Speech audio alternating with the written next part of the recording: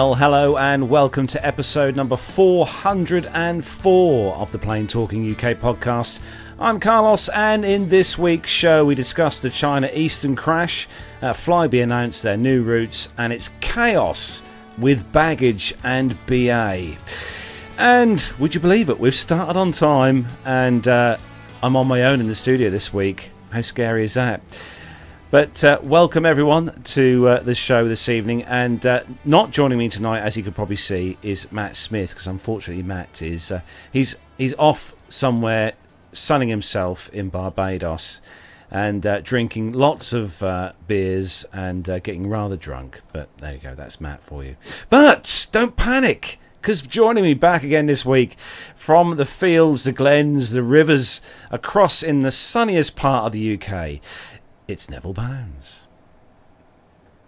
Absolutely fantastic, beautiful weather here in the UK, and I was up in Scotland this week as well, and it was nice in Edinburgh, and it was absolutely beautiful, just one of those perfect spring days. So yeah, very, very nice indeed, and very much enjoying this week. Been very busy at work again, but looking forward to the show and talking about lots of stuff, as we tend to do. Have you been flying around the UK much over the last week? Yes, a bit of Edinburgh on Wednesday. Flew up on Wednesday, came back Thursday.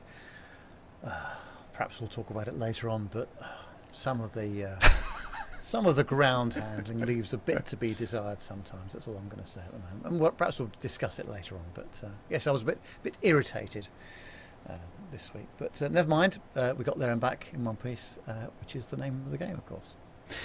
And also joining us this week as a special guest, because Armando unfortunately can't join us this evening because he's busy flying somewhere in and around the US of A.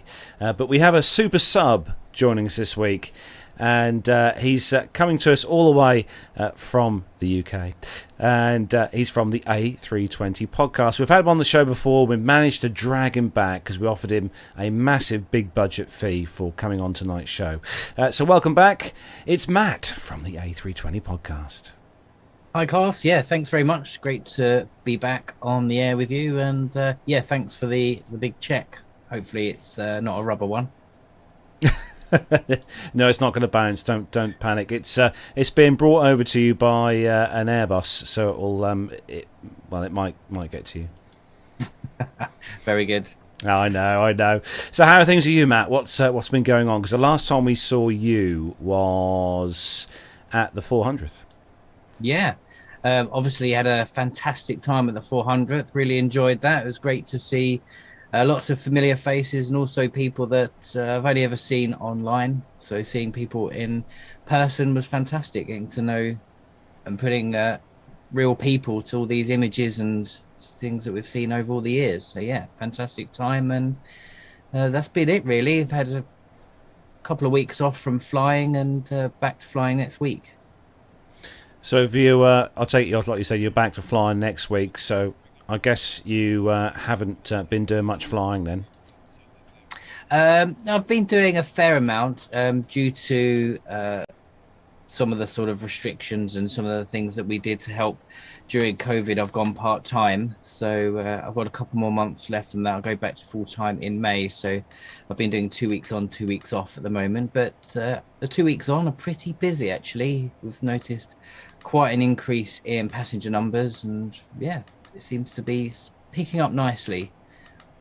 Oh, excellent. We've got just trying to get rid of various things on the Zoom computer. There we go. I think I've solved that issue.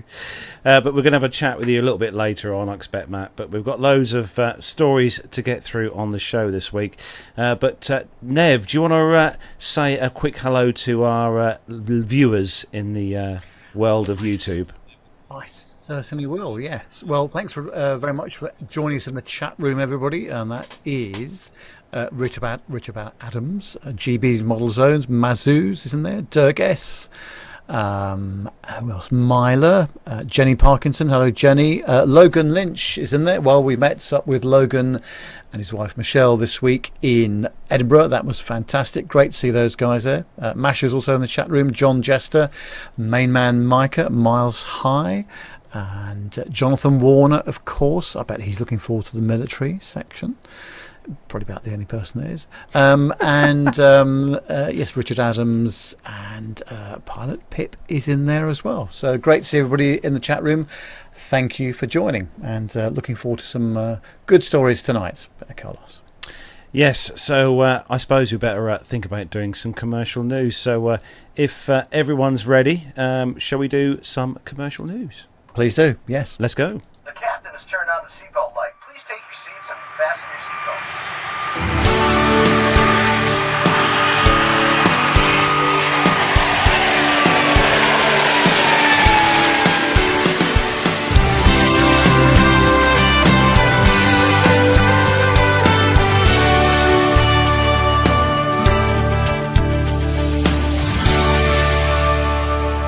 And this week's first news story on the commercial news for this weekend. This is obviously news that broke at the beginning. It was the beginning of the week, Nev, wasn't this? This story came out. Comes to us from edition.cnn.com, Av Herald, BBC.com, and flightradar24.com. And it's obviously, we're going to be talking about the China Eastern 737-800 that sadly crashed at the beginning of the week.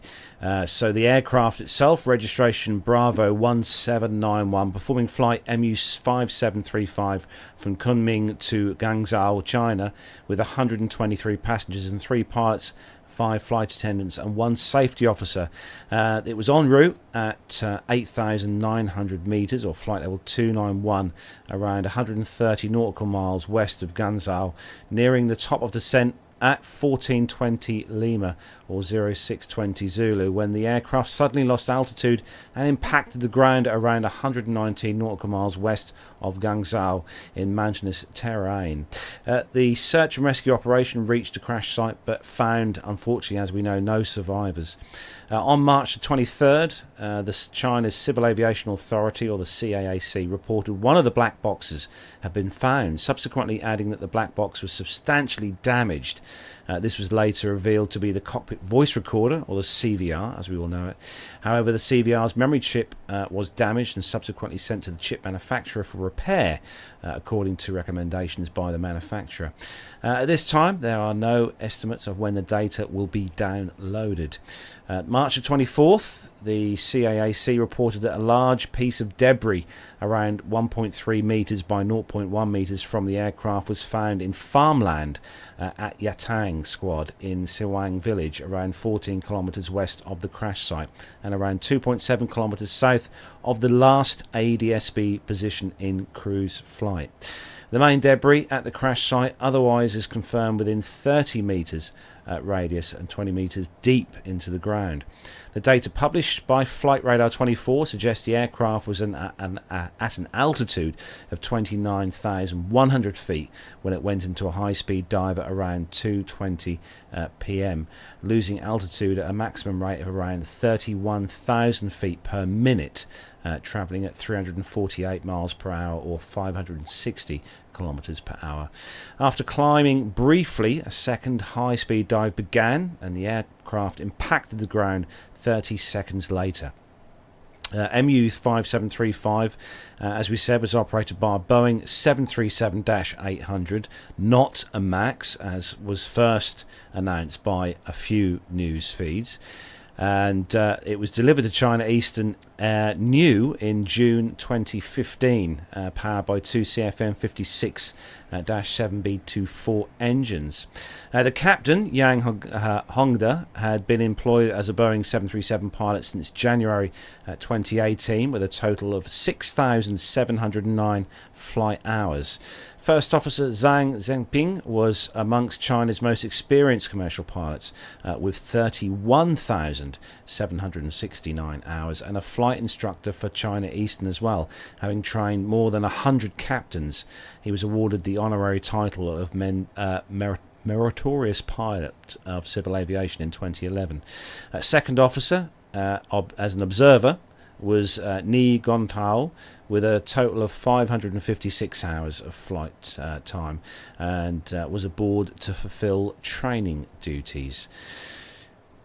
So, what do we think, guys? I mean, we've seen obviously we've seen the reports online, and obviously I think everyone has seen the CCTV footage from that camera, which I think was someone videoing a camera videoing something, I think it was, and I think there was some dash cam footage as well at some point. But thoughts, Nev? Well, it's horrific, isn't it? Absolutely horrific. And awful media reporting in some areas this week, I thought, from a number of outlets that should really know better. But this sort of catastrophe, it's probably only going to be the cockpit voice recorder and the flight data recorder that are going to give us the answers. And I'm afraid people have got to wait for that. There's very much more people can say apart from the speculation that we've seen online and elsewhere. But 737-800, obviously very reliable aircraft, a lot of them in service around the world, and a lot of people have said that they consider that to be one of the best variants of the 737, in fact. But no, I think we're just going to have to wait for the outcome for this, because it's just anything could have happened, whether it's crew related, aircraft related, mechanically related, could be anything. We just don't know.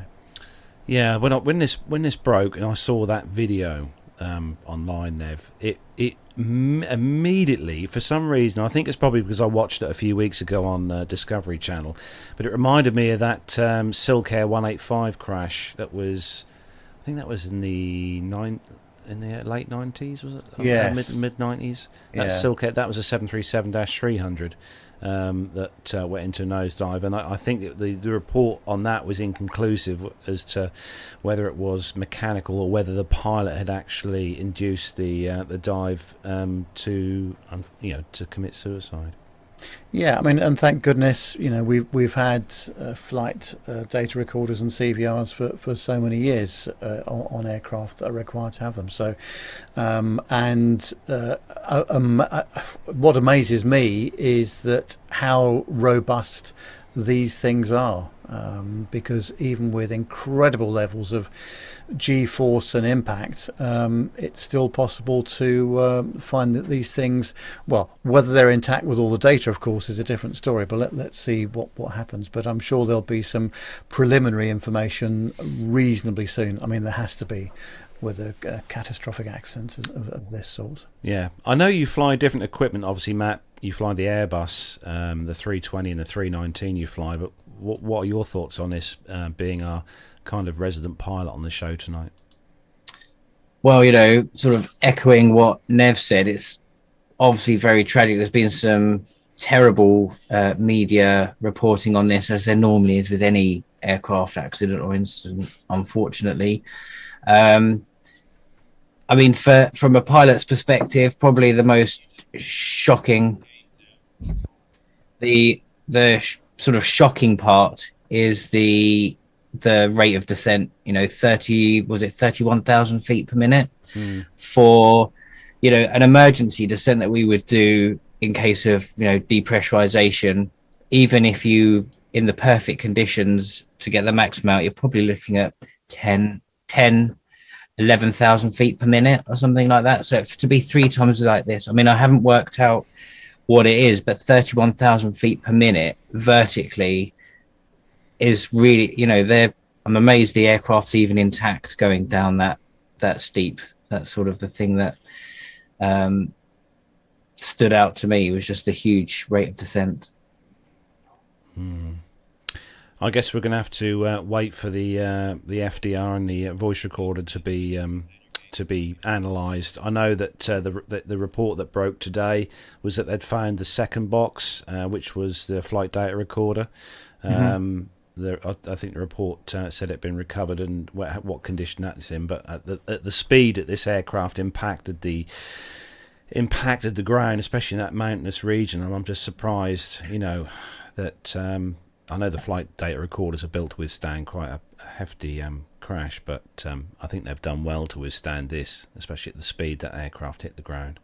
Yeah, and out of the two, ironically, really, I think it would be more interesting to get the cockpit voice recorder if they only got one or the other, because flight radar gives us so much data now that we would never have had before. But it'd be really interesting to hear, and probably very useful for the investigators to hear what, if any, conversations were going on inside the flight deck. Yeah. And taking this chip back, I mean, it's pretty amazing what they can do with these computer chips. You think they've been completely destroyed, but it's amazing what they can extract from some of these pretty damaged parts. So let's hope that they're able to do something with this one. Well, I suppose we'll have to wait and see. Perhaps we'll get some more news during the course of the next few days as to what they might find. But as we know, with a lot of these kind of investigations, they do tend to take some time before they, come out with an actual conclusion to what actually happened. So we'll have to wait and see. But we'll return to that, I expect, next week, I would imagine. But Nev, you've got the next story, and it's good news for lovers of Flybe. Very much so, and it's on BBC.com and on routesonline.com, and it says that the Flybe brand will return to the skies next month, serving 16 airports in the UK, France and the Netherlands during the upcoming summer 2022 season. The reborn airline intends to connect 23 city pairs across its network using the Dash 8-400 aircraft, operating up to 530 flights per week. The UK's carrier's maiden route will begin on April the 13th, linking its Belfast city-based and its Birmingham headquarters. Flights will initially be served up to twice daily, increasing up to 4 times daily later in the year.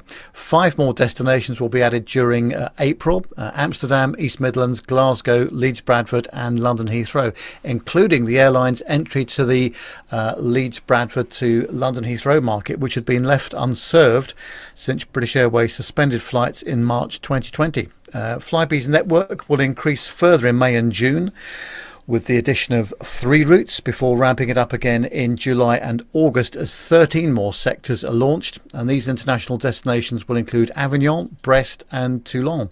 The old Flybe was the largest operator of domestic flights in the UK during 2019, with a 38.2% share of departures. This put the airline ahead of EasyJet on 19.8 and British Airways on 16.9. In addition, Flybe was the second largest provider of domestic capacity. However, since the airline ceased operations, many of its former routes have been picked up by other carriers, notably Aurigny Air Services, Blue Islands, Eastern Airways, Loganair and the newly launched Emerald Airlines. Out of the 23 routes to be operated by the newly formed Flybe, 15 of those routes will have direct competition. If you look on Flybe's website, you'll see a huge list of what they're planning to do, but there's operations from Belfast City to Glasgow and Birmingham, Amsterdam to East Midlands and Birmingham, the Leeds Bradford to Belfast City routes and the Heathrow to Belfast City routes. Amongst the other ones, Southampton to Toulon as well, Aberdeen to Birmingham, Belfast City to Inverness and Belfast City to Newcastle, amongst many of them. So I think some of those regional routes are going to be very popular, and let's see where we end up with the fares as well, because they've got to be pretty competitive, I would imagine, in order to make the thing work. But I think that's a good route network they've got there. It'll be interesting to see what they make of it. Yeah, with these routes and stuff, Nev, also be interesting to see what the price is like. But we did have a quick look, didn't we, before we started the show, at how much it would cost to fly across to Amsterdam in May, didn't we? And it wasn't that bad, Nev. No, I think depending on what you're bringing with you, it was varying between sort of £93 and £125, something like that, wasn't it? Depending on whether you've got carry-on baggage or checked baggage. So let's see how they do. But no, I think the old Flybe did have the moniker of Fly Maybe. Because of delays to previous sectors and what have you, for all kinds of different reasons. Well, if they can operate a prompt service that works well, I think we really do need this sort of regional model back here in the UK, and certainly in the near continent as well. So let's see how they do with it. I'll tell you what, the prices that we saw, Nev, were from obviously from London Heathrow. And Flybe many years ago did fly from our regional airport here at Norwich International Airport.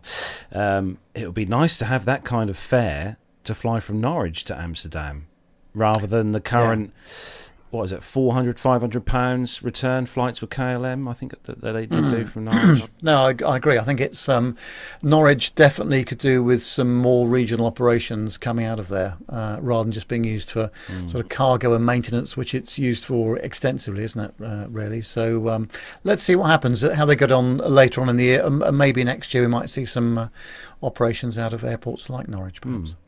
What do you think, Matt, from you? Obviously, you fly in and around the UK and Europe quite a bit.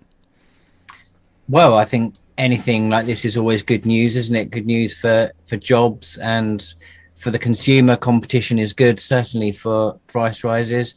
And I'm glad to see that Flybe are just concentrating on domestic. I do feel personally that this is perhaps where they went wrong. They had their niche sewn up, that they were short flights to places with short runways that nowhere else serviced, and competitors couldn't even get into. You know, some of the Channel Islands and things they go into, you can't get a 737 or an A320 in there, so they didn't really have any threat from big competitors. And then they decided to go down this road of buying Embraers and flying to Alicante, and I felt at the time that it was very dangerous that they expand into a very competitive market with the likes of Ryanair, EasyJet, British Airways, Jet2. Is such a competitive market that I think that may have been where they could have gone wrong. So it's nice to see that they're going to bring that domestic structure back, and hopefully they'll flourish from it. Yeah, Myla in the chat room saying just come and visit. So but we'll see what the prices are like, Myla. Perhaps me and Nev can pop over and see. Nev will have to slum it, and we'll go Flybe, Nev, just to try it out. We'll do a passenger experience on it. Shall we? A trip? How do you fancy that, Nev? No, Nev's gone. He's gone. Nev's had enough. He's left. Miles High is saying Guernsey to Nairobi. That would be a heck of a mission, I think. And Neil Lamos has picked up on, yes, always thought Fly Maybe was just people having a pop and trying to be clever. They were fine when I flew them, and great to see them back. So he's glad to see them back. That's always good.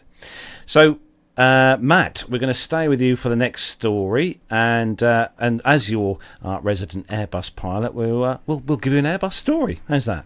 Yeah, and we're continuing with some more good news. So this story comes from travelweekly.com and globalnews.ca, and this is talking about Delta, who on Wednesday took delivery of its first Airbus A321neo, which is Airbus's largest narrow-body jet. The plane is one of 26 A321neos that Delta expects to receive this year. The carrier plans to put the aircraft into service in May.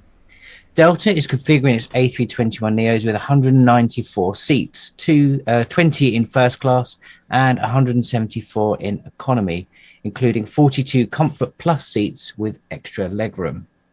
The aircraft will debut Delta's newest domestic first-class seat, which offers triple the stowage volume of its other domestic first-class products, Delta said.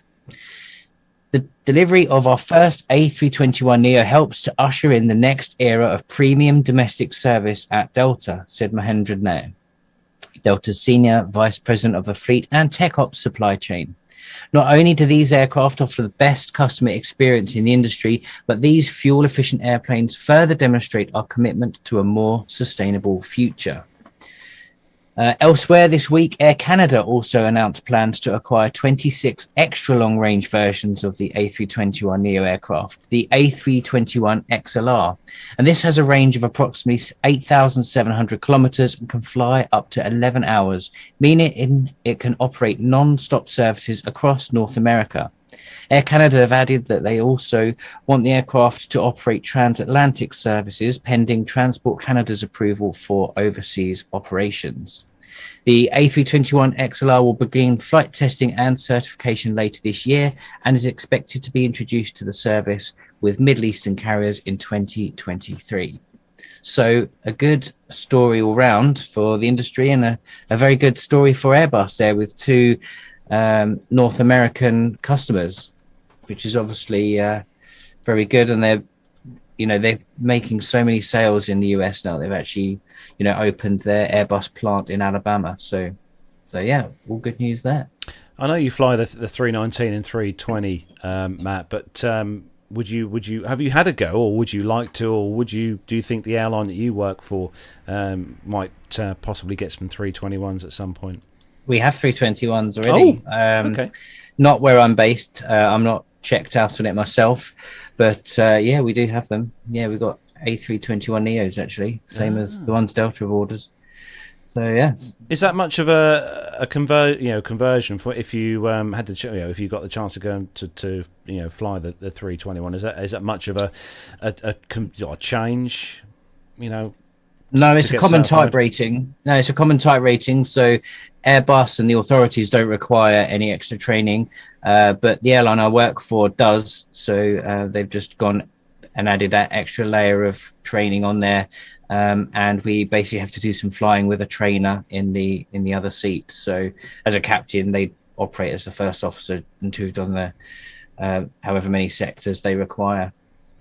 So, yeah, but I mean, these Neo aircraft are just fantastic for the fuel efficiency. At the 400th, we were talking about that the shark skin coating they were putting on aircraft that were saving about 1.5% fuel efficiency, I think they said. This aircraft came along, and I mean, airlines will spend millions of pounds to save 1%. The Neos come along, and it's over 20% more efficient than the CEO version. So it's just almost an unbelievable amount of efficiency from these LEAP engines, which is the pretty much the same engines that's on the Max as well. They have the LEAP 1B, and the Airbus has the LEAP 1A. So yeah, really, really impressive stuff. And that's why a lot of these airlines are going for these newer aircraft.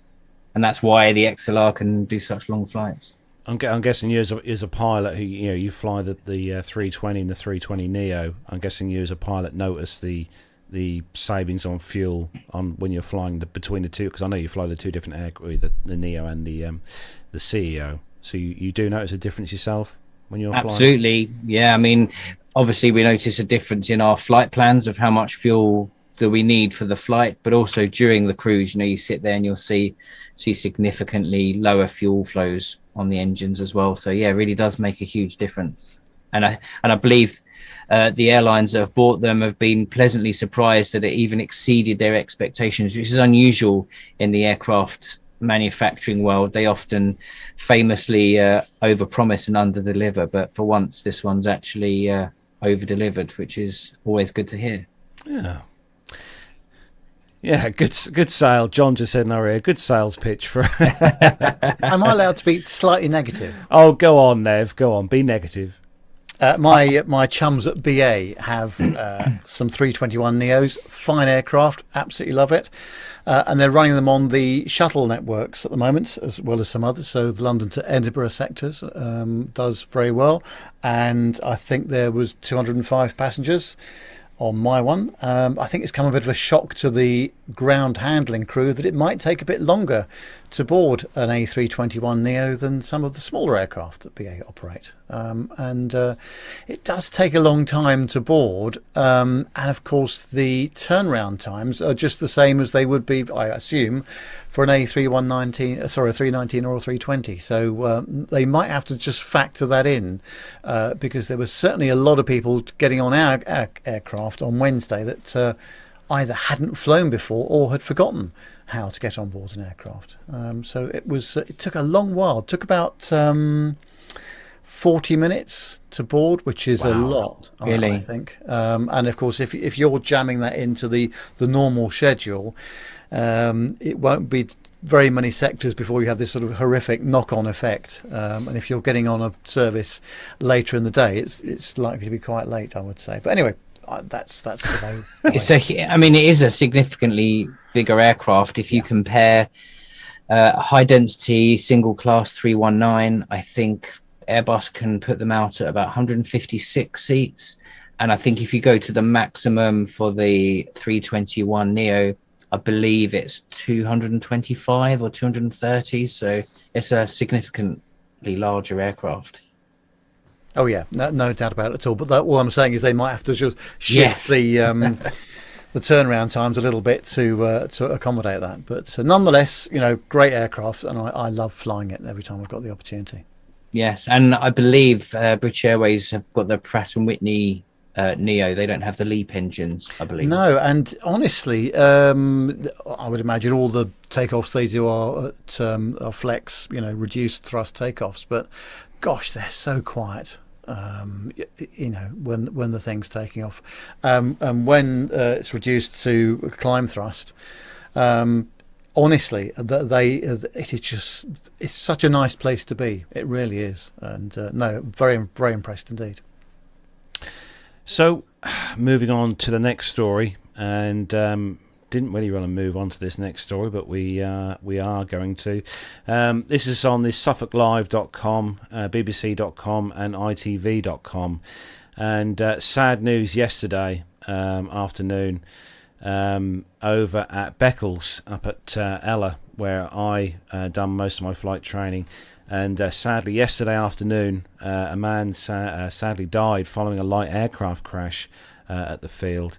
Emergency services were called to Beccles Airfield yesterday at 2 p.m, Thursday, March the 24th, after reports of a light aircraft crashing when attempting to land. Yesterday evening, police confirmed that man, a sole occupant of the aircraft, died as a result of the crash. Yesterday's incident saw a huge emergency response as well descend on the airfield, including the East Anglian Air Ambulance, 7 fire appliances, including one from as far away as Woodbridge, that rushed to the scene, and some remained there late into the evening. Police said the area of the airfield had been cordoned off while officers dealing with the incident, and the Air Accident Investigation Branch has also been informed. The man's next of kin has also been informed, and after trying to land, according to witnesses, the aircraft then came to a halt in the field of oilseed rape adjacent to the runway. The air ambulance landing a few yards west of the crash site was also caught in some pictures actually taken from the press. So far, no details have been released regarding the type of aircraft involved in this incident. Obviously, I have a few ties with the airfield itself, and still do, very much so. Speaking to a few members last night on the phone. Not too much information really, other than what we've already discussed on the show. The AIIB, as far as I know, were due to be there today, early this morning. I think they arrived this morning to start the investigation, from what I've heard, and it's just very sad news. It's affected the community quite a lot. There's a lot of pilots who fly into Beccles regularly, including people who visit from other airfields close by, such as Seething, which is just a few miles away, and it's quite a tight knit community, just as our community is here on the podcast. So people tend to know everyone that's going in and out of the airfield. So sad news indeed. It's a great airfield, Beccles. They've made a lot of investments in the airfield over the last year, and it's a shame. It's a shame. I was just going to say, Carlos, it's you know a lot of the people up there, don't you? And it is very much a close-knit community. It must have come as a great shock to everybody when they'd heard what had happened. Yeah. A couple of the news, it just seems to be every time we cover a news on a crash, there's some media fail. And it was one of our largest local media outlets that reported the picture of the crashed aircraft. And they actually show on their report a picture of the Anglia Air Ambulance helicopter in the rapeseed field, which obviously had nothing to do with the actual crash itself. But hey ho, we're going. Obviously, I'm still in contact with the folks there, and it'll just be interesting to see what their findings are. I know that the aircraft, I think, was coming in. I think it was on 09, the runway they were using yesterday, if I remember rightly, with the wind. And 09, I think you've been up to the airfield yourself, Nev, a few times, but at the at the threshold just before 09, before you get to the actual runway surface, there's quite a large solar panel farm, literally below where you come in over the threshold of 09 to land. And I always remember when I was doing my training there, you do get quite a like a thermal kind of updraft when you approach and you fly in over those solar panels. So that's whether it was to do with that, I don't know. It's a speculation on my part. But what do you think, Matt? Did you see this story at all? Yeah, as always, these things are really sad, aren't they? And obviously, no one sets out on their day to end up in this situation. Again, going back to how all media covers things terribly, it's a picture of a white aircraft in a rapeseed oil field, and it says the yellow aircraft was seen crashed in the field. Even just simple things like that, they can't even get the color of the aeroplane right. So how can we trust anything that they say? But yeah, unfortunately it's very sad. And they say eyewitness report says that it was coming into land and bounced a couple of times. So was it landing short, did you say, or had it overshot? No, there's a lot of different conflicting reports, but someone said it attempted a couple of landings, and it was on the second attempt that this happened. So, but it was the weather yesterday was actually very clear. The skies were very clear. It was obviously sunny. There was a very minimal breeze. There wasn't very windy at all. So it was the weather-wise, it was nice and clear.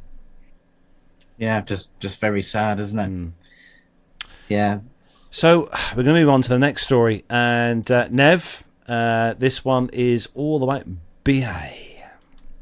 Yes, there's been a bit of difficulty, shall we say, at Heathrow with the old baggage business, and this is coming from turningleftforless.com and independent.co.uk. It says that thousands of passengers have been hit by another British Airways operations glitch at London Heathrow, with bags not being delivered and many flights stuck on the tarmac waiting to disembark. The airline told those waiting to collect luggage on Saturday that no more bags would be delivered for the rest of the day. Hundreds of passengers were left waiting in the baggage hall at the airport terminal for hours before being told to go home without their luggage. At least 25 flights were affected, with many more also hit by delays caused by an apparent shortage of ground crew. The airline said in a statement, "We've apologised to customers whose bags have been delayed due to operational constraints. We know how frustrating this is, and our teams are working incredibly hard to return luggage as soon as possible." Lowe Partridge-Smith, who arrived from Jersey, spent more than 2 hours awaiting bags before being told to go home. She says, took off late, landed late, waited on the tarmac for ages as no gate was available. Pilot was baffled and apologetic, finally got a gate, and then no one to operate the jetway, so we waited again, she said in a tweet.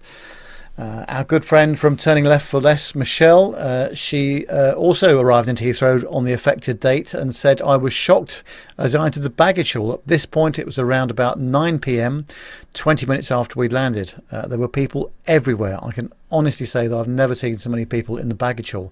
People were sitting on the floor. Lots more were gathered around the screens, still waiting for a belt. There was zero information from British Airways or Heathrow. There was a lot of anger at BA in the halls and rumours of a baggage handler strike, which does seem unlikely at short notice. Finally, after waiting for another 30 minutes, an announcement came on saying that they would be shortly going through all of the flights that would not be receiving their luggage today. 25 flights were read out. Mine was one of them. No apology or explanation was given. We were basically told to leave the terminal and file a claim online. Now, could have been a whole load of different reasons, but I think that there is a possibility that there could have been some staff shortage due to people being off with COVID, maybe some mechanical stuff, maybe some logistic stuff, but of course the knock-on effect of this kind of thing is massive, and especially if you've been on a long haul sector as well, and all you want to do is get your bag and go home, isn't it? So I feel particularly sorry for those people that quite often are being asked to check in their luggage at the gate, and so they can be pre-boarded.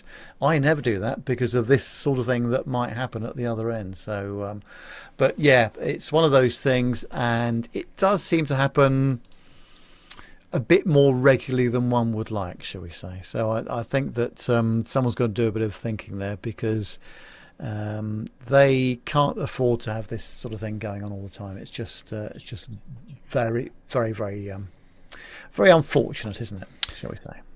Yeah, Richard Adams in the chat room is saying, here we go. He's saying, can see the displays now in the in the baggage area. Unexpected bag in bagging area. Right. Excellent. Yep. Like that. Do our listeners across the pond understand where this is coming from? Do they have irritating self-checkouts in the US? Oh, I'm sure they do. Yes, I'm sure they do. But no, I mean, it's one of those things, isn't it? Generally, I mean, of course, there's always delays in aviation, all the time for different reasons. But in general terms, and I know this is obviously a catastrophe for the people involved, especially if they've had to wait 3 or 4 days for their luggage, which has happened in a few cases. Generally speaking, it all goes fairly well, considering the amount of bags that are being handled by the ground handling staff, by the airline, and all the logistics that go with all that. Now, people do get their bags lost. It's happened to me, I think, twice probably in 35 years of travelling. But nonetheless, I do concede that is irritating and a bit unfortunate. But generally speaking, it works better than you think it would work, I would say. I'm not going to lie, Nev. I don't know if I told you guys, when I flew back from the States in December with BA, and I obviously flew from Charlotte up to Orlando, and Orlando back to Heathrow. When I got back to Heathrow, the bags took quite a lot of time to come through on the baggage reclaim, and I did just about get to that stage where I was starting to slightly panic and wonder whether they were going to come through. But I put it down to the fact that it was because I had it come from a connecting flight, so I'd come on one flight, got off, and then they'd obviously took the bag off, put it onto the next aircraft, and that's what I put it down to. But it's probably the longest wait that I've had personally so far in my years of travelling with that sort of bag thing. But what do you How think? long did you have to wait, would you say? I was there probably about 35-40 minutes, I suppose, waiting for the bag. Dear. That's a walk in the park. That's standard as far as I'm concerned. Anything over an hour, I'm starting to get concerned. I've never had to wait that long before, Nev. It's probably because all the flights I generally tend to take during the year, and the 2 or couple of occasions that I go abroad, is probably because it's all short haul stuff, and they're unloading a 737 or an A320 as opposed to the 777 that I flew back on. So yes, I see your point. So Nev, sorry, Matt, I should say. Matt, this next story is with you, and we're going really across the pond here to New Zealand. We are, yes. So this one comes from our friend The Points Guy and ABC News, and it's New Zealand to New York direct flights announced. So in one of the surest signs that the travel industry is moving past the pandemic, the list of the world's longest flights has a new entry. Air New Zealand said on Tuesday that it plans to launch non-stop flights between New York's JFK Airport and Auckland in New Zealand later this year. The service will begin with a special inaugural departure from JFK on September the 17th, 2022. After that, the airline plans to operate flights in each direction on Mondays, Thursdays and Saturdays year-round, starting on September the 19th. The flight NZ1 or NZ1, depending which end of that you are, is New York to Auckland, departing at 9:55 in the evening, arriving at 7:30 a.m. 2 days later. And then flight NZ2 is Auckland to New York, departs at 7:40 p.m. and arrives 15 minutes later at 7:55 p.m. So at 8,828 miles long, according to GC Map, the new route won't quite be the world's longest, but it will certainly be up there. The southbound route, blocked at, ready for this, 17 hours, 35 minutes, will join other ultra-long haul routes, including Singapore Airlines' non-stop flight from Singapore to JFK, which is 18 hours, 40 minutes at 9,537 miles. And they also do Newark, which is 18 hours, 30 minutes.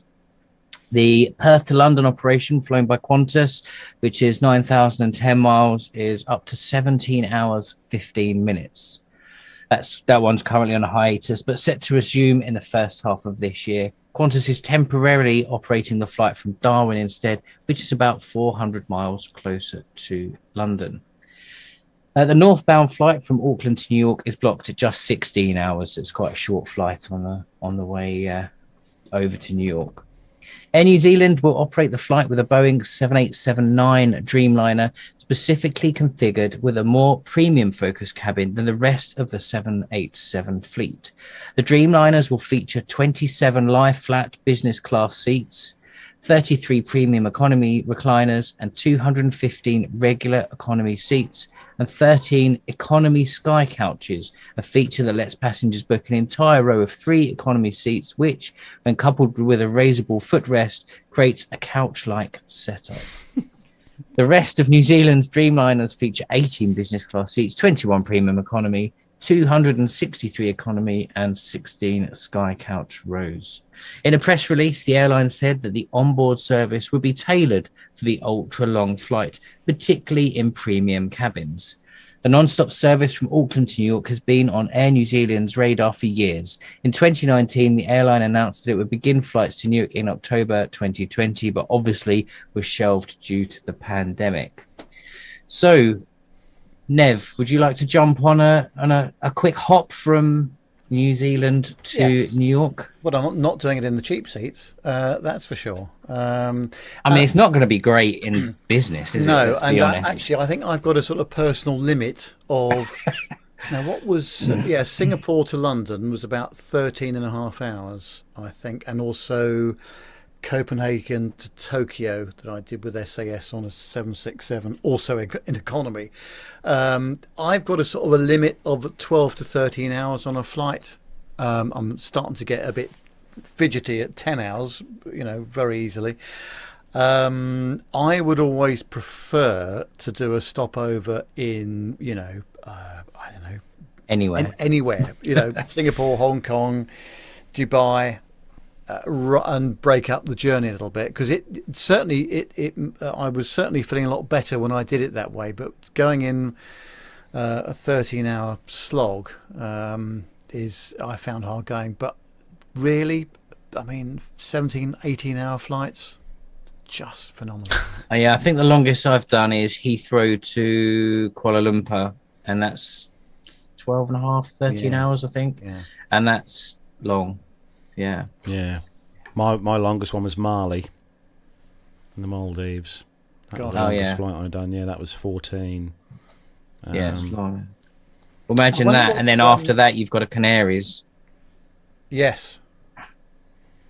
The other thing I was going to say was, I wonder what sort of fuel reserves there are on these ultra-long sectors, and obviously the crew and the planning departments must pay an awful lot of attention to wind speeds and weather, I would imagine, because if anything's slightly out of kilter, it could really affect whether they have to set down somewhere, I would imagine. I mean, obviously the flight operates entirely legally, I'm sure, no question about that. But I would imagine that the fuel reserves are far more critical on these sorts of ultra long haul sectors, aren't they? Yeah, well, they're based on a percentage, so it's just a calculation. They'll just add a percentage on, and that's what the requirement is. But of course, that will all be factored into how many passengers they can take and the loads and things. So it's going to be a lot of extra fuel they're carrying, but like I say, it will have all been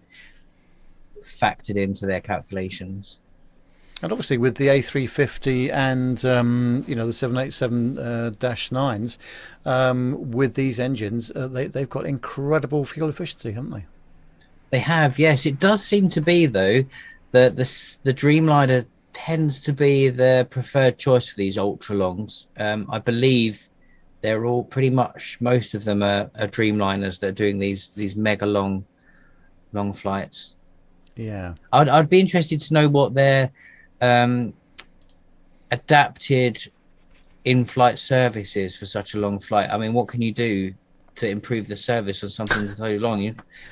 Other than just having extra meals because you're passing more meal times, I don't know what else you could do on that. I was going to say, there's only so many films and music and trips to the toilet and wanders around you can do in the course of that amount of time. But and sleep as well. I suppose you could sleep if you are a really heavy sleeper and you are incredibly tired. yeah. I suppose you could sleep. Just think about the crewing of these aircraft as well. You know, flight deck crew and cabin crew. How many you would need in a rotation basis to actually operate the sector in the first place. Yeah, I believe that the airlines that operate these, I mean, people that do long haul will know a lot more than myself, but they have dispensations, and some of the airlines, I believe, that when the crew are actually in the crew rest area, the stopwatch stops, so it doesn't count as them being on duty and some crazy things like this. So there's all sorts of ways that airlines get round these ultra long duties. But yeah, they'll have heavy crew. Certainly won't be just 2 pilots, that's for sure. No, definitely not. Interesting. Yeah. So we haven't had a story like this for at least 2 or 3 episodes, Nev, would you say? Maybe 3 episodes. But yes, this comes to us from independent.co.uk and also twitter.com as well. And we're going back to Jet 2 for this next story. And the headline, aggressive Jet 2 passenger hit with £5,000 fine and lifetime ban after forcing plane to divert. So Jet 2, this is an awesome story.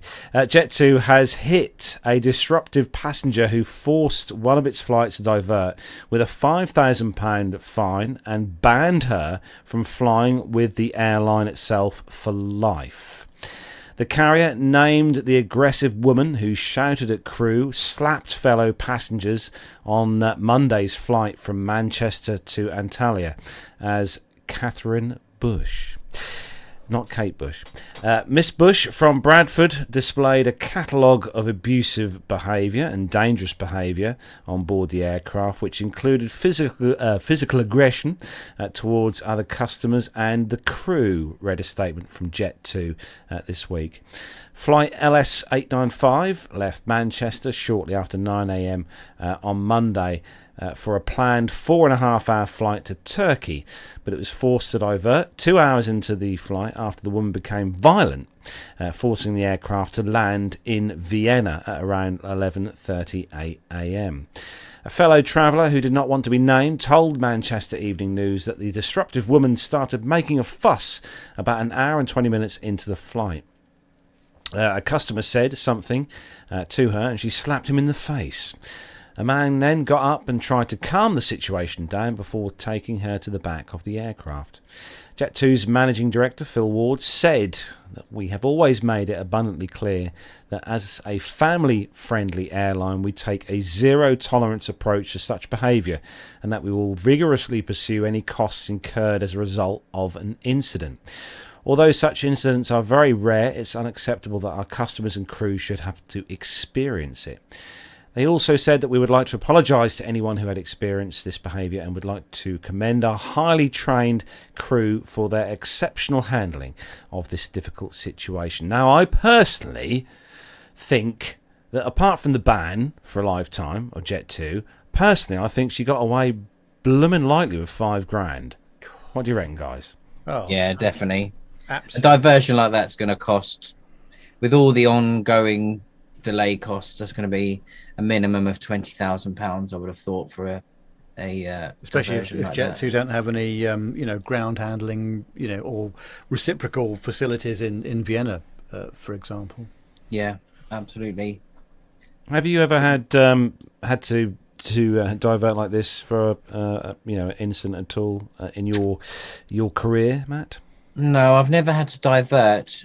We've had quite a lot of times, called the police on arrival, or I think once we were taxiing out to the runway and we returned to stand, so we hadn't even taken off. But I mean, generally, you think how many flights there are. There aren't actually that many incidents that get to this level. It's just that we hear about them.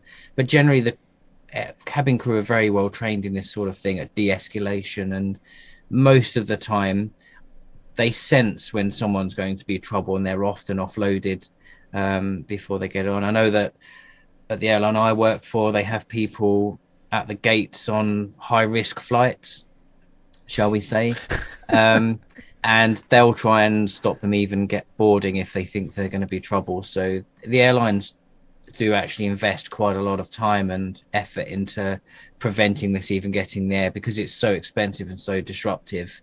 Even if they get the money back, it still caused huge delays. So, a couple of interesting points. Alan White says he thinks that a cattle prod should be on the minimum equipment list. I like the sound of that idea very much. But also, having seen the video now several times, this is why I couldn't be cabin crew, because I would not have the tolerance that this crew had. And honestly, how they dealt with it was just exemplary, and they did, as bad as it was, they managed to take a lot of the heat out of the situation, and I absolutely commend them for doing it, because it just looked absolutely horrific from the pictures that I've seen. Like I say, they are trained in de-escalation, so they will use their training to deal with it differently than we would probably. But it's interesting in the chat, people have said about duct tape would have less collateral damage. I believe that was you, Nev. But on long haul, they do have to have certain things like this, because if you're hours, if you're bang in the middle of the Atlantic, you can't just divert and land. So, they do have the ability to restrain people for flights on long haul. So you joke, but that is actually a tool at their disposal. They don't have handcuffs or anything, but they do have the ability. And gaffer tape are very effective. They have tie wraps. Yeah, on long haul flights. Yeah, that's what they use. I have an idea. I think this is a brilliant idea for aircraft. Ships obviously have them, or they used to have them many years ago. But don't you think aircraft should have a brig? A what? A brig? What's a brig? A brig. Sorry, it's just not a nautical show, is it? It's an aviation show. Or yes. Let's say a hole where this person can be put into. Yeah, the ship talking UK podcast. Exactly. Thank you, John. Was that ship with a P? Yes, ship with a P. Yeah. Yes, thank you. Yeah. And the chat room kicks off all of a sudden. A brig. What you'd call classes like a cell that you could put this person in and kind of forget about them until. Okay. Yeah. Isn't that economy class? Yeah, Mazouz says that. Yes, too right. But the whole, I really thought we'd finished all this business. But even on my flight back from Edinburgh, there was the potential of a disruptive. Even on your flight, Nev. I know. Even on your flight, and flying business class as well. Unbelievable. And the CSD went into the flight deck. This is before we'd actually pushed back. Just about to close up, and the captain came out and had a word with this gentleman, and he was very compliant after that. But of course, this is the thing, isn't it, Matt? You guys are trained. You absolutely can't leave the flight deck for these sorts of incidents, and that's why the cabin crew are so well trained, because I guess, frankly speaking, they can handle it better than you can, because they're specifically trained for it. Absolutely. I mean, we don't have the same training as they do. We're told in our airline that we're not to ever deal with anything like this, certainly in the air. And on the ground, obviously, it's a bit different. We can deal with things on the ground, but unless the cabin crew specifically asked, sometimes you're better sort of standing back and letting them deal with it, because like you say, they are trained in this, and they tend to deal with it pretty well. Sometimes just sort of standing at the front behind them is enough that they often listen. And as you say, a quiet word from the captain actually has a lot more effect than people realise. I'm just going to go to the chat room in a minute, Nev, because honestly, but what I was going to say was that you do have an option for handling things like this from the flight deck without leaving the flight deck, Matt, don't you? I don't know where it is on the Airbus, but I know on the Boeing it's above the FO's side on the overhead panel, just to the right hand side. That little control. I don't know if it's the same place on the Airbus, the pressurization control. Oh right, yes. I mean, oh yeah, on the Boeing you have to control that manually, don't you? Oh, here we go. You walked into that. I walked into that one, didn't I? Oh, anyway. So Richard Adams, back to the chat room. Richard Adams has said, "What?" I think this wins comment of the night. What, so Nev? far, I think. Threatened him with Spumanti rather than Bollinger? Absolutely, yes. The standards have to be maintained. That's brilliant.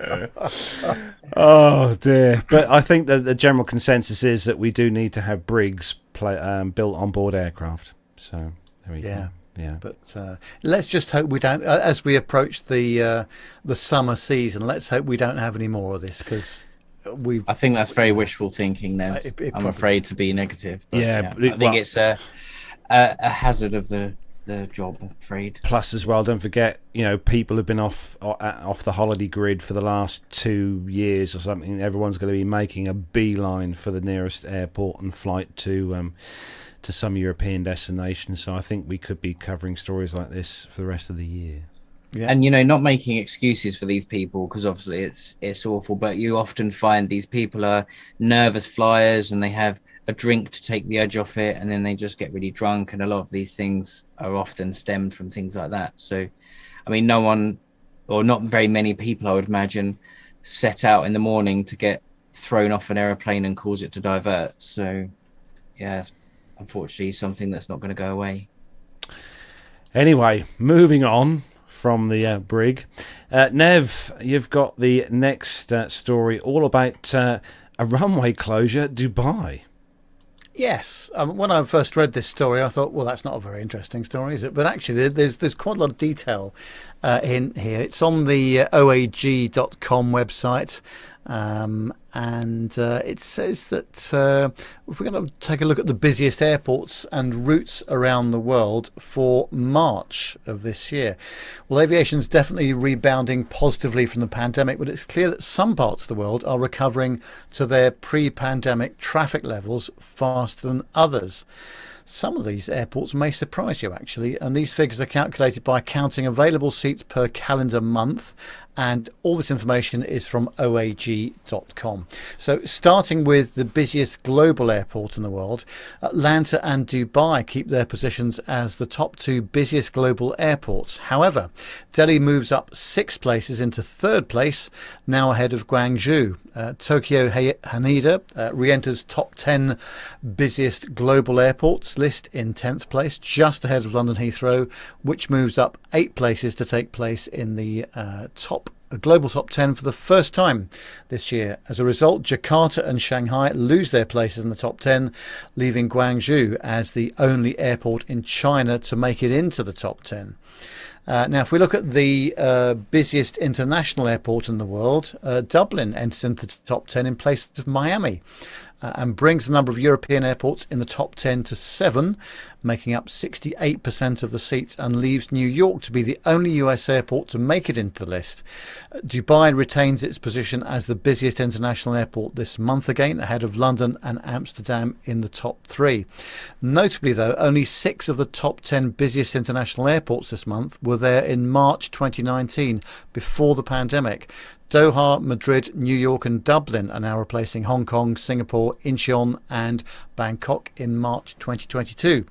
pushing them out of their top 10 positions of March 2019. The busiest domestic airline route, which is Seoul of South Korea, has been keeping its number one position since the beginning of the year, with 1.2 million seats in March 2022. The rest of the domestic route top 10 all take place in the Asia Pacific or Middle East regions. In March's global top 10 busiest international airline routes, Dubai features in 5 of the top 10 routes, including London Heathrow. The London Heathrow to New York JFK route came in 4th with almost 175,000 seats in March. And in Europe's busiest international route, London features 5 times, including the Dublin to Gatwick route at number 10. So whether Dubai will continue to be so highly ranked in the coming months remains to be seen, as Dubai's northern runway will be closed between May the 9th and June the 22nd to carry out a complete renovation. Well, since opening in 1960, the airport's northern runway was first overhauled in 2014, whilst the southern runway underwent similar upgrades in 2019. As DXB's operations are scheduled to run on 2 runways, several flights will be directed to Dubai World Central Airport, which is their second airport, to limit the impact on service during the closure period. According to data obtained by Aviation line through Cirium, the airlines have scheduled their flights at Dubai World Central during the period DXB would be closed, and these are Aeroflot, Ethiopian, Gulf, Indigo, Luxair, Pobeda, Smartwings and Ural Airlines. Fly Dubai also announced that it will operate to 34 destinations from DWC out of the 90 in its current network during the period of the runway renovation project. It certainly seems, doesn't it, that we are all black flying big time, but the comparisons are going back, of course, to 2019 rather than 2020 in some cases. And it just goes to show you what a massive effect all this has had on the business and how long it takes to come back. And I don't think we'll see figures back to real 2019 levels and probably until the end of the year, I would have thought. Yeah, I just hope after seeing the reports on the news this week, Nev, with them saying that the cases have gone up quite drastically over the last few weeks, that I hope that nothing silly happens again with restrictions and stuff, because everything is starting to kind of gradually move along, aren't we, within the aviation industry? And more countries are suspending all of their restrictions. I'm off to Stockholm in 10 days' time, and from April the 1st, all of Sweden are lifting all of their restrictions, including the passenger locator form, proof of vaccination and all that stuff. I think people are having to concede that this ship has now sailed, really, and we've just got to get on with it. Unless there's another big moment of a variant that has not hit yet. So, Matt, you've got the got the next story, all about short flights in France. Yeah, I'm just going to read this. So this one comes from traveller.com, Simple Flying, and SchengenVisaInfo.com, with the title "France to ban short flights in April 2022. So it says that travellers planning to hopscotch their way across Europe using continent's cheap airfares may be in for a shock, with France becoming the first country to slash domestic flights in order to meet the European Union's ambitious carbon reduction targets. From April this year, the French government is banning short flights where train journeys of 2.5 hours or less exist, which includes routes from Paris to popular destinations such as Bordeaux and Lyon. The French ban makes an exception for flights that connect to international flights, so a routing such as Lyon, Paris, Singapore, Sydney is still possible. However, the reduced number of domestic flights means that travellers will have to plan ahead. Other countries considering similar bans include Spain and some Scandinavian countries. Germany has already doubled the taxes on short-haul flights and is also exploring the idea, while in Austria, the national carrier has dropped its popular Vienna to Salzburg route. Passengers arriving in Vienna now have to transfer to a train service for the final leg to Salzburg. Environmental groups are demanding more action, with Greenpeace EU agitating for a ban on flights where an alternative rail trip of less than 6 hours exists.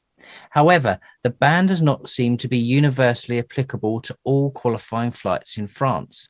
The Paris to Lyon flights will actually increase in frequency from 5 a day to 6 a day with the national carrier Air France.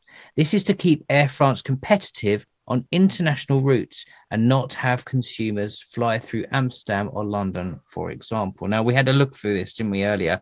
It's extremely complicated, and what we gathered was internal domestic flights are banned apart from Air France. Does that sound like a fair assessment? Yeah.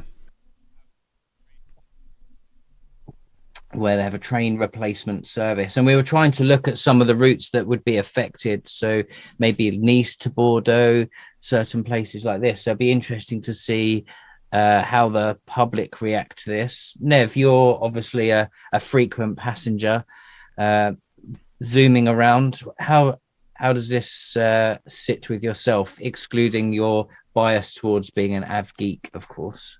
Yes.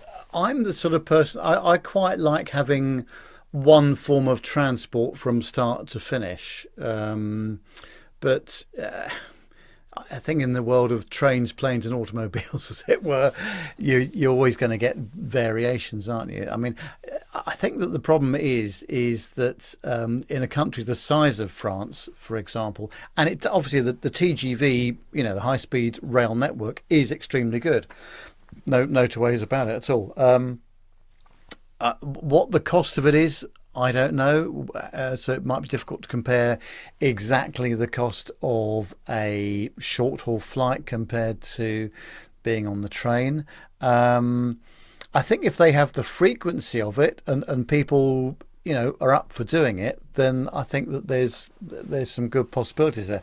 But I've got to say, if you've just flown from the US to Paris and you want to go to Lyon or somewhere like that, do you really want to do that on the train, having just been 8 or 9 hours on an aircraft, or longer perhaps? I don't know. Difficult to say. But it will be interesting to see how this works and whether it works in a country such as France, because they've already got the good high-speed rail network, of course, not just within France, but of course into neighbouring countries as well. It's just interesting or baffling that this is being brought in. There's a ban, yet one of the routes that seems to be most affected, Air France, have got an increase of daily flights. So you could sort of understand it if it was a real ban, but I'm not really sure if it's going to have any effect. Like you say, that they've got a good train network in France. It'll be interesting to see, but certainly in the UK, even when the trains you're on a good line, it's so expensive. A cost of a train, okay, it's not 2.5 hours, but say if you'd got the train up to Edinburgh last week, it would have probably cost you, I wouldn't be surprised if it was 10 times, if not 5 times more expensive. Oh, you can pay a lot of money for the London to Edinburgh routes on the train, certainly, especially if you have a short notice situation, which I quite often do in my job. Sometimes I don't know where I'm going from one day to the next, but many people would say that's not surprising. But in general terms, I don't have normally a lot of notice about where I'm going to be next. I think we need to keep an eye on this story, because I think it could be interesting to track it and see where it ends up and what the cost of doing those journeys. I mean, without sounding like a turkey voting for Christmas, I do like the lack of hassle involved with going on a train. It's a much more relaxing end-to-end journey without having to go through, check-in and then going through security and then checking your bags in. The only thing I would say to that is, if you need hold luggage, it's a real pain having suitcases. I mean, you couldn't get 150 people with 2 suitcases on a train. No. Yeah. That's So if you've got business commuters, it probably works fine. But 150 people that are families on a train, I think it's not going to work. No, indeed. I think it depends on what part of the world you're in, really. But I think probably in a country like France, with already the infrastructure, that's probably a good place to try this out. I would suggest, especially as it's got good ongoing or neighbouring connections to the Netherlands and Belgium, for example. So Trains tend to be more direct as well if you want to go city to city. So you can go direct from the centre of London to the centre of Manchester, whereas airports generally aren't in the cities, are they? So you could do that. Yeah. Trying to get some useful stuff out of the chat room, but it seems to be talking about Ship Talking UK mainly. I think we've got quite a lot of interest. No, there is some new bits. There is some new bits. Richard Adams, Dirkesh, I should say. Dirkesh says high-speed rail network in France, Spain, etc. is great. Plus, you usually end up right in the city centre when taking the train, as you said earlier, Matt. It's a bit more direct. Masha is saying, for such short routes, air travel seems more hassle than it's worth. Train travel is so much more comfortable. Not our trains, not around here. Jonathan Warner, who actually works day to day on trains, says trains are rubbish at the best of times, and he's a railway man. Yeah. I think it depends which perspective you're coming from, because we're basing this French ban on UK rail services, I guess, aren't we? But we're not a train podcast. No. Other podcasts. Are we adding that to we? Yeah, we've got Train Talking nautical. UK, Ship Talking UK. There's a franchise opportunity here. that's true, isn't it? Yes. We should. There's some great chats about the Ship Talking UK. Alan White said the news would be a bit slow. A boat left Hong Kong last month and will dock in New York in 2 months. Yes. That's 8 episodes later, the arrival of the vessel is the main story. Oh my word! I'll never live that down, will I? Why did I mention the brig? Yeah. I'll tell you what, guys. You know why pirates are called pirates, don't you? Go on. Because they are. Oh dear. And on that bombshell, Neil Landwarn says he would watch Ship Talking UK. It will be one hull of a show. oh my word! At this rate, John will have to edit the show title picture. Anyway, moving swiftly on to the next story, which doesn't involve boats at all. It goes back to aviation, which is always good. This is coming to us from the airporttechnology.com. Alaska Airlines, this is turning more 737-800s into freighters. So Alaska Airlines is turning 2 of its midlife Boeing 737-800s into cargo planes. A bet that the pandemic boom in air freight will continue to generate revenue even after more passengers return to travel. The Seattle-based airline, the country's 5th largest, already has 3 smaller 737-700s dedicated solely to air freight. Cargo analyst Stephen Fortune said the conversion of a passenger jet into a freighter, which entails ripping out the... I don't know if they rip the seats out, they remove the seats, and overhead bins, reinforcing the aircraft's floor and cutting a cargo door for easier loading, can cost around $5 million. Cheap at half the price, I'd say. Alaska Airlines as well, another story. This is about the airline It's all about double pay for flight attendants. Alaska Airlines apparently is offering flight attendants double pay to pick up extra trips this spring in hopes of avoid staffing shortfalls ahead of an even bigger jump in travel demand for the coming months. Airlines rolled out incentives such as bonuses and triple pay to pilots and flight attendants late last year to stem staffing shortfalls during the busy year-end holidays. The incentive kicks in when the flight attendants work more than 100 trips per day per pay in a month, which is generally calculated based on trip length. God, they work for Ryanair. Like many other airlines, he said, we are facing general staffing challenges, Alaska said in a statement.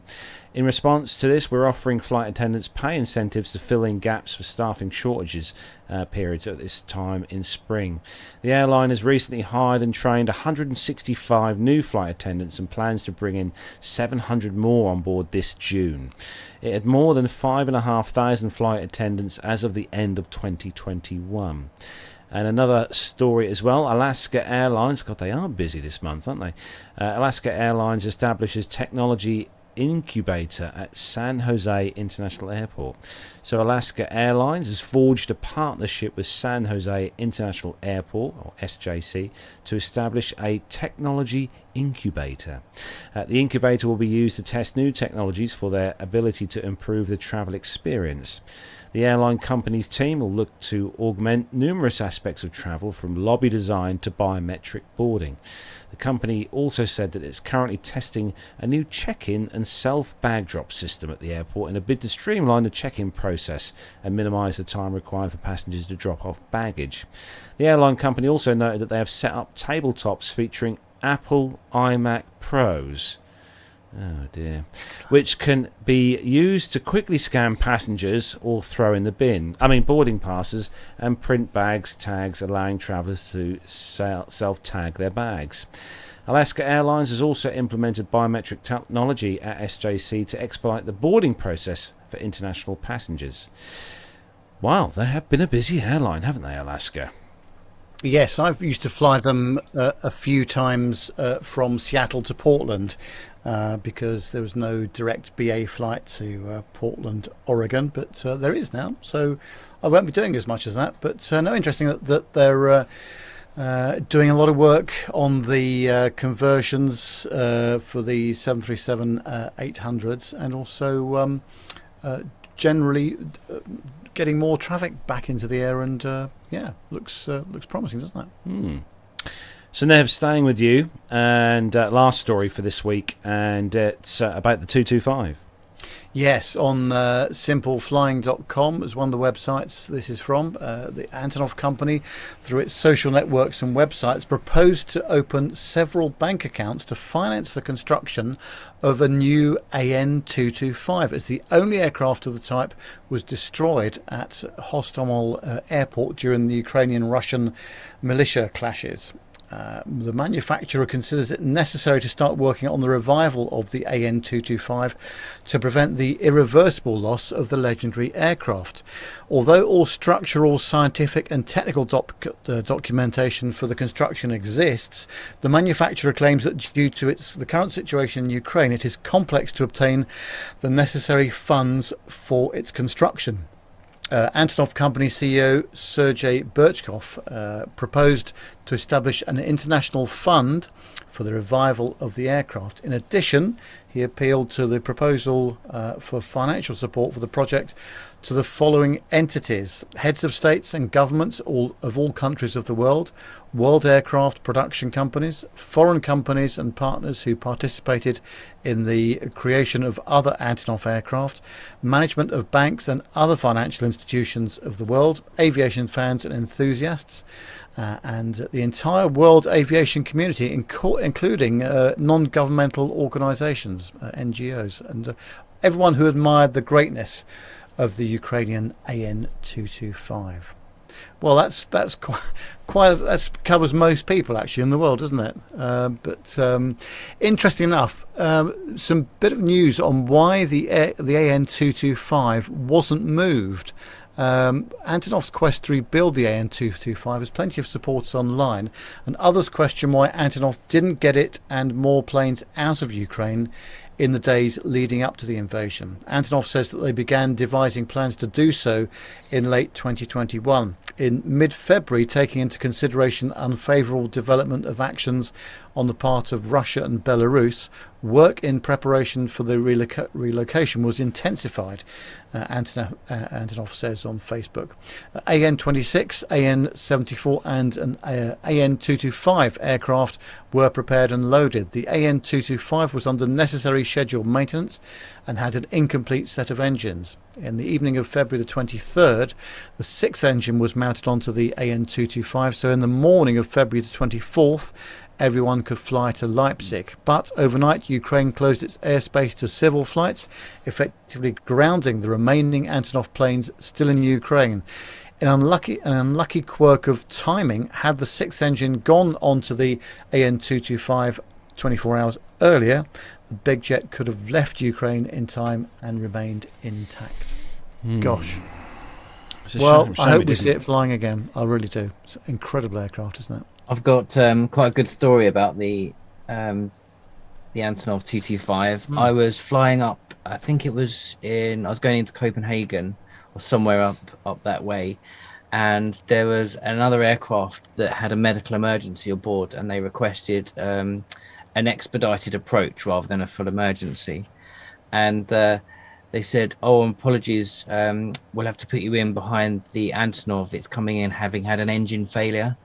And someone else on the radio said, "Oh yes, the dreaded 5-engine approach,"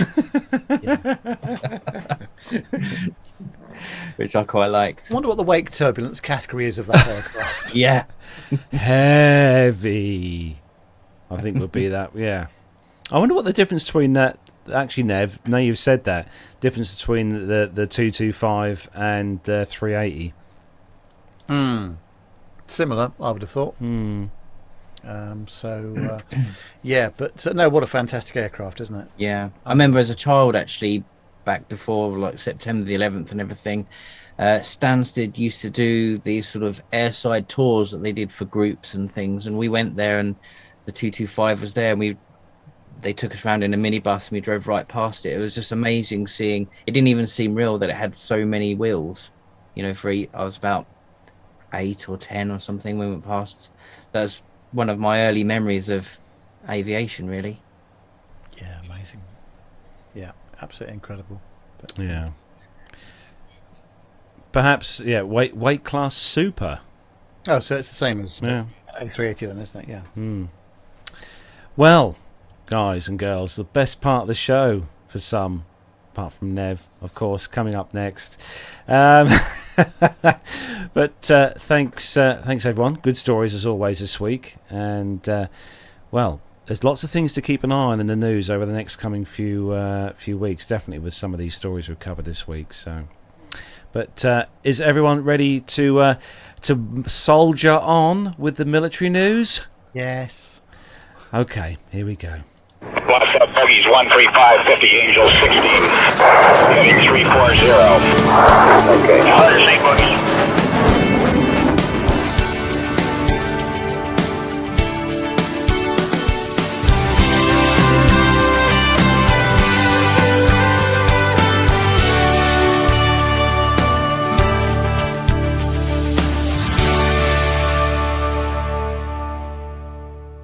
Take a second to talk about this U.S. Marine Corps MV-22 Osprey that crashed in Norway last week. 4 Marines lost their lives in this crash in Norway. According to the Norwegian police in Nordland County, they confirmed that they had found the crew, and the Marines were assigned to the 2nd Marine Air Wing. They were in Norway this past couple weeks participating in an exercise called Cold Response 2022. This big exercise that has a lot of participants from a lot of different countries. I've actually participated in it before. I've been up to Norway. I was based in Evenes on the Osprey when we were flying this. But by all accounts, this happened at 6:30 p.m. local time in Norway. And the air crew was flying potentially low-level training flight. There was just in the evening, and the weather in Norway can be incredibly volatile and changes very quickly. At some points, there were some weather reports from the area of Bodo that had winds up to 52 miles per hour, which in itself is not terrible, but combined with the terrain, the low level that they were flying in, the low visibility conditions, the Osprey has a terrain following system, so it's very capable. But sometimes it's just a culmination of those factors that result in an aircraft that is already flying low, it's flying fast, potentially going into having a mishap and having a controlled flight into terrain. Now, we don't know yet, we won't know for a while, the circumstances behind this crash. Could have been a mechanical failure, could have been human error, could have been the weather related. We probably won't find out until a preliminary report and then a final report, most likely a year or two from now. I just wanted to take a moment to read out a message from Major General Michael Cederholm. He's the commanding general of the 2nd Marine Aircraft Wing. He put out in a statement, he said, tonight, with an extremely heavy heart, I share the loss of 4 Marines from America's Aircraft Wing, which were involved tragically in the MV-22 Osprey accident while conducting a training flight in Norway during Exercise Cold Response 22. The pilots and crew members of Ghost 31 were committed to the Raging Bulls, our Marine Corps. They're accomplishing their mission and calling to serve something greater than themselves. These Marines were simply doing what they love to do, and we will keep these warriors and their selfless example of service in the forefront of our minds. To the families of our fellow Marines lost in this tragedy, we send our deepest condolences, and we keep you foremost in our thoughts and prayers. We will always remain focused on ensuring that you remain supported during this incredibly difficult time. We mourn the loss of our 4 brothers who dedicated their lives to our nation and are deeply saddened by their loss. So in a manner, just like the crew of Ghost 31 would do, we honor them by taking to the skies again with their memory in our hearts, with nerves of steel and ready to answer our great nation's call. I just wanted to mention their names. Captain Matthew Tomkiewicz, he was the pilot of the Osprey, been in the Air Force or in the Marine Corps since 2015. Captain Ross Reynolds, in the Marine Corps since 2017, was the other Osprey pilot. They had Gunnery Sergeant James Speedy, who was a administrative assistant assigned with the squadron. He had been in the Marine Corps since 2009, and Corporal Jacob Moore was the Osprey's crew chief. He had been in the Marine Corps since 2018. So, like I said, it'll be a while until we find out exactly what happened here. But at the end of the day, any loss in the commercial community usually affects our community, our aviation community, our podcast community. Military losses are very personal to those that were in the military and those that support the military.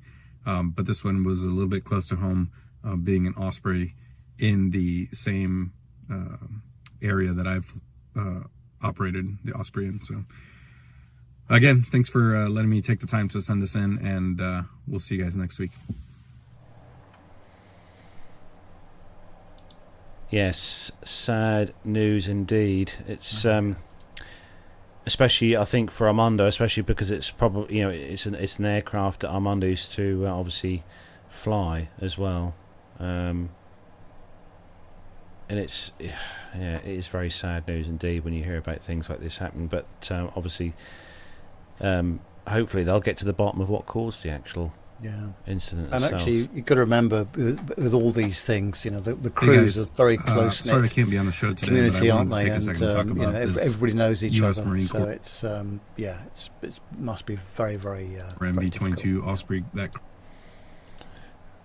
Oh, don't know what happened there, but we are going to move on to the next story though, and this next story comes to us from the drive.com, and this is all about the Marines to test Lightning carrier concept with 20 F-35Bs aboard the USS Tripoli, and this is happening in April. So early this coming April, United States Marine Corps F-35Bs from 3 squadrons will converge aboard the USS Tripoli, a ship much smaller than a traditional aircraft carrier, to test the Lightning carrier concept. The idea is to basically turn the amphibious assault ships into light aircraft carriers packed with F-35Bs. First emerged 5 years ago, but it has its roots in Aviate Harrier operations going back decades. 20 F-35Bs will be conducting sustained operations, followed by surge operations from the USS Tripoli. The event will test the ability of the Marines to operate 2 F-35B squadrons, one from a ship at one time, and could have major impacts on what the stealthy jets and the ships they deploy on can bring to the fight in the future. The squadrons that make up the 20-jet contingent include the Yuma-based Marine Operational Test and Evaluation Squadron 1, Marine Fighter Attack Squadron 211 and 225 Squadron. The test squadron has recently been operating from the USS Tripoli, doing testing on Spot 9 at the rear end of the ship's deck in order to make it a second unaided night landing spot for the F-35B. This could prove crucial to the upcoming Lightning carrier trials. 211 Squadron has just recently returned from the historic maiden 7-month deployment on board HMS Queen Elizabeth, where they brought 10 of their jets to fly alongside the dam busters of the Royal Air Force's 617 Squadron. The upcoming at-sea period will see the largest number of F-35s ever put to sea, eclipsing the 18 operated from HMS Queen Elizabeth. Spokesperson Colonel Benjamin Hutchins said, "With the F-35B, we have the ability to fly from the ship and operate from small airfields, and then rapidly displace from a maneuver perspective, and so that it's its strength. We can take the Bravo almost anywhere, and if we have the logistics and weapons, then we can run that airplane until it needs maintenance, and we can swap out the pilots as required." He also said, "We currently are testing the ability to operate the F-35Bs from narrow roads, getting the width of the roads down to in the 30s of feet from the current 70. It's hard for the enemy to target every road in the Pacific." It's definitely an aircraft I'd love to see travelling down the road here. It would definitely struggle to get down the roads where our studio is here at yes, Matt's a bit house. narrow. Yeah, definitely. Nev, moving from the F-35 to the F-22 for this next story. This is on the NWF dailynews.com. It says that an F-22 Raptor from the 325th Fighter Wing experienced a mishap on landing at Eglin Air Force Base shortly before 10:30 a.m. on Tuesday, according to a brief announcement released from the base's public affairs office shortly before 1 p.m. No details were immediately available, except that emergency crews responded to the scene and the pilot was transported to Flight Medicine for an evaluation. Early Tuesday evening, the base public affairs office announced an email that the pilot involved in the F-22 mishap was in good condition and was released from the 96 medical group. Emergency crews remained on the scene into the afternoon of the hours of Tuesday, and runway 19 at the base was closed, although flight operations could continue on the installation's remaining runway. Almost exactly a year ago, on March the 15th, 2021, there was a similar incident at Eglin when an F-22 assigned to the 325th Fighter Wing experienced what appeared to be a nose gear failure upon landing at the base. Eglin officials described the incident as a ground mishap connected to an in-flight emergency. The most serious incident involving an F-22 from the 325th Fighter Wing flying out of Eglin came on the morning of May the 15th, 2020, when a jet crashed into a wooded area of the installation about 12 miles northeast of the main section of the base. The crash Raptor, which went down after the pilot began having difficulty controlling the jet, was part of an air combat training exercise involving 2 other F-22s, 6 F-35 fighter jets, 4 F-16 fighter jets, and 1 T-38 training aircraft. Well, the main thing is that the gentleman in the crew is okay. That's the main thing, isn't it? I really like the use of the word mishap. I think that's fantastic. Yes, it covers many things, doesn't it? Yes. It's a very Without going into any detail whatsoever. gentlemanly way of explaining away an accident. There's no Yes. an incident. Maybe it's, I don't know whether it's going to be tea and biscuits in the... Or Tino biscuits. Tino biscuits. tea and no Yeah. biscuits. Of course. Mishap, maybe they get biscuits from Well, Mishap, maybe they I do. don't know. Maybe they do, yeah. Anyway, he's okay. That is the main thing. That is the main thing. So, Matt, you've got the last one, all about this F-16 crash in Louisiana. Yes. I didn't know I was doing grey stuff, so you better send another check. So it says Oklahoma Air National Guard F-16 crashes in Louisiana. This comes also from The Drive. Louisiana State Police have confirmed that an F-16 fighter jet crashed earlier on March the 23rd in a wooded area south of Beauregard Parish in Louisiana. The location is roughly 50 miles south of the U.S. Army's Fort Polk, and the incident occurred around 11:15 a.m. local time. The pilot, who is yet to be identified, was able to eject safely from the aircraft before the crash and made it out with no major injuries. The F-16 was one of the Oklahoma Air National Guard's Block 42 models flown by the 125th Fighter Squadron, the Tulsa Vipers. Again, good to hear that the pilot got away safely on that one. Yeah, absolutely. So it's been an expensive time for the US Air Force, hasn't it? Yes, keeping the maintenance crews busy, I would Yeah. say. Yes, very much so. Very much so. So that's the last military story, as Nev breathes a sigh of relief. Plenty of chat going on in the chat room there at the moment. Jonathan Warner's obviously kicking off because we're talking about F-35s and F-22s. And Alan White says Boeing will launch the F-35s into the Potomac River with a bottle of champagne soon. I suppose that'd be one way of sending them off. But yes, and bringing the military news to a close. Now, you may have noticed that we've missed this week the Caption This competition. Now, that's my fault because I've been rather busy this week. Slightly busy this week. Another nearly 50-hour week. And I didn't get a chance to do it on Wednesday, but it will be back next Wednesday. I've set a reminder on my phone to remind me. Because honestly, I was expecting Nev to WhatsApp me, remind me this week, but Nev, you forgot, didn't you? Sorry, yeah. He has to have his phone off in 1A, so unfortunately he wasn't able to send it. Absolutely. So we are going to start to wrap up the show, but I thought we'd have a quick catch up with you. Matt, I know we said at the start of the show what you've been up to see what you've been up to. Nev, obviously we did say it last week on the show, but just to refresh the memories of everyone, in case you missed it last week, me and Nev are heading off to a different air show that we haven't been to before. Definitely not. We've not been to. Never been to it since I started this show. But where are we off to, Nev? We're off to Jersey in the Channel Islands, and that'll be at the start of September. 8th, actually on the 9th, isn't it, September, I believe. So looking forward to that very much indeed. We're just waiting for some press information to come out of the organisers, and we'll be there with the cameras, the fluffy mic, and doing interviews.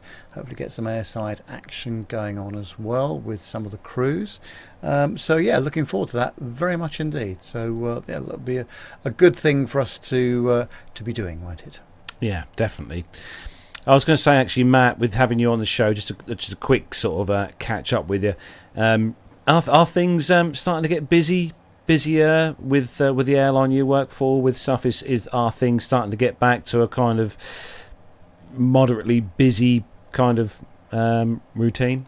Yeah, certainly. I mean, pretty much as I think I mentioned when I came on last time, it seems to be very dependent on the country we're flying to. So if a country has restrictions, you tend to find that the passenger load is much lower, but if you're flying somewhere with little or no restrictions, then they're full flights. So it appears that the appetite is there, but people still either can't be bothered with the confusion or the stress or the expense of testing or whatever it is. Yeah. So it does seem to be quite strongly correlated between the two.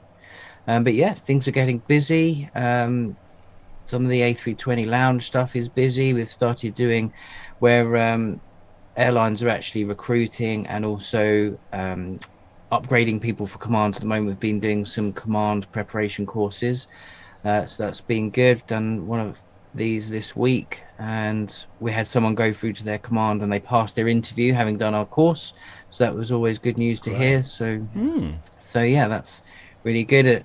It was pretty stressful because the simulator, because they wanted to practice in the simulator before their simulator interview, and the simulator broke down. They booked 4 hours and they managed to get about an hour and a half of useful flying time out of it, but luckily they said that time was still useful enough for them. So yes, pretty annoying when you book something and then something breaks that's out of your control and you're trying to sort it out remotely, but yeah, we got there in the end and they passed, so that's always a good feeling when something like that happens. You know, if you ever have any kind of sim time and you need someone to fill that space, Matt, you know, just give me a call. Sure, no worries. Yeah, anytime. I'll jump at the go. Unlike Nev, because I know Nev, you've had the chance to have a go on a 320 sim, haven't you, Nev?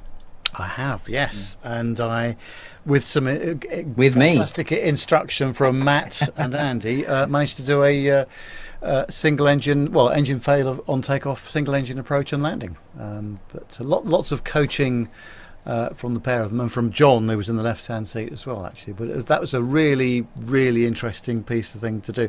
And I mean, obviously, I'm not dealing with comms, or, you know, RT or engine power settings or anything like that. That was hard work. No two ways about it. And I could very well see why you can get task saturated when you're concentrating so hard just on one particular thing, and then other people start throwing other things at you. That must be pretty tough, I must say. Yeah, it was good fun that day, wasn't it? It was. But yeah, Carlos, anytime you're welcome to come in. Just remember, if you need to pull up, don't pull on the tray table. Yeah. No, honestly, genuinely though, Matt, I would love if I ever had the chance, if you do get a spare, you know, slot, I would genuinely love to come and, you know, have a try with a 320 sim. I just want to experience what it'd be like to fly a side stick, you know, sure, aircraft. Anytime. Yeah, that would be absolutely awesome. Thank you. We'll sort it out. We'll film it, and we can do a bit on here as well. We'll film it. Yeah, exactly. Film an approach somewhere. We have actually during the show had a picture sent in from John Jester, the view from Hong Kong. He said he's been listening from Incheon, I think, today. I think that's how you pronounce that. Yeah. And here's the picture that John has sent in. John Jester has sent in from his view from the flight deck. Obviously, a glorious view there from that flight deck. But I must say, those engines look very clean. And there's a bit of fluid on the deck as well, isn't there? So I hope that's not from that's some where hydraulic leak from somewhere. That's where John dropped his flask of hot coffee. Oh, right. Whilst he was doing his walk round. Obviously. I expect. Yep. Yeah, definitely. Nice. Thanks for sending that in, John. It's always good Cheers, to send the pictures in. We enjoy things like that on the show. So I suppose we better start to wrap up the show for this week. Nev, do you want to do the social media thingies? Yeah, I will, yes. And don't forget, if you want to contact us on social media, just look for us on Plane Talking UK on Facebook, Twitter and Instagram. You can contact the studio by sending a WhatsApp to +44 757 2249 That's +44 757 2249 Our email address at the studio is podcast@planetalkinguk.com, and our website is all the W's, planetalkinguk.com. You can subscribe to our YouTube channel as well. You'll get notifications when we go live, and you can help shape the conversation of the show by joining us live in the chat room. Just go to youtube.com, search for Plane Talking UK, and you'll find us there. If you do your shopping on Amazon, there's a link on our website. We get paid a small referral fee, so you can actually go through the website to do your Amazon shopping. If you would like to become a Patreon of the show, you can do that as well, and you'll find that at our website. All the W's, planetalkinguk.com. And if you want to get in touch with Matt from the A320 Lounge, Matt, how would they do that? Certainly. So social media, we are at A320 Lounge on Instagram, at A320 Podcast over on Twitter and Facebook. You can email us info@a320podcast.com. We also have, for those of you interested in the 737, Carlos, we do all the same at 737 Podcast on Facebook, Twitter, and also over on Instagram. So yeah, follow us on there. And Fridays we put a little joke up, so it's always worth having a look for that, even if you're not interested in the technical stuff. In all honesty, Matt, I do subscribe to the 737 Podcast, and for those listening who like me have your home sims, your X-Plane sims or whatever, your Microsoft Flight Sims, it honestly does help what you guys talk about. I know you know it's more to do with the day-to-day of the actual real aircraft and flying the real, but it does apply to what we do in the home sim as well. So yeah, thanks for that, Matt. I appreciate that. No worries. Yeah, keep bringing out more episodes. Wait for some more. Get some out next week. Will do. Thanks for having me on, guys. Really appreciate it. And as always, have great fun on here. So yeah, whenever you need me back, just let me know. Yeah, nice. We'll go with a nautical theme next time again, Matt. Definitely. Yeah. So that is where we're going to bring episode 404 to a close of the Plane Talking UK podcast. Going to say a massive thanks to everyone who's joined us in the live YouTube chat room this evening, all the family members in there. Massive thanks to you for all joining us this evening and taking time out of your Friday evening. And also a big thanks to all our audio listeners who download the show each week as an audio podcast. Thank you very much to you all indeed as well. And don't forget, if you do download through iTunes, Stitcher, Podbean, any of those podcast players, if you get a spare 5 seconds, if we could just write us a little review on there, that would be fantastic, especially on iTunes. That 5-star review does obviously help to push the show forward in the rankings. And actually, Nev, we were quite happy with our rankings, weren't we, over the last kind of month on the Chartable podcast charts for the UK. Yes, we did very well, didn't we? And don't like to boast too much, but we were right up there, weren't we? And I'm very pleased. I'm hoping as well that we'll continue that way, especially as we come to bring you more content from air shows, interviews, and other stuff as well. So yeah.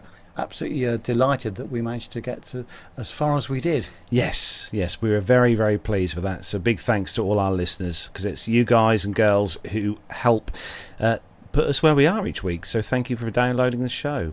So that's it then, guys and girls. Have a fantastic weekend, whatever you're doing. And the weather's going to be nice, so hopefully it'll be sunny this weekend, so keep those cameras ready for stuff flying over. So from me, Carlos, here in the P2UK Master Suite studio in Matt's chair, and from Nev across in his glorious Buckinghamshire studios, and from Matt in his glorious Airbus studio. Take care, everyone. Have a great weekend and see you next Friday. Say goodbye, everyone. See you. Bye. Bye. Bye.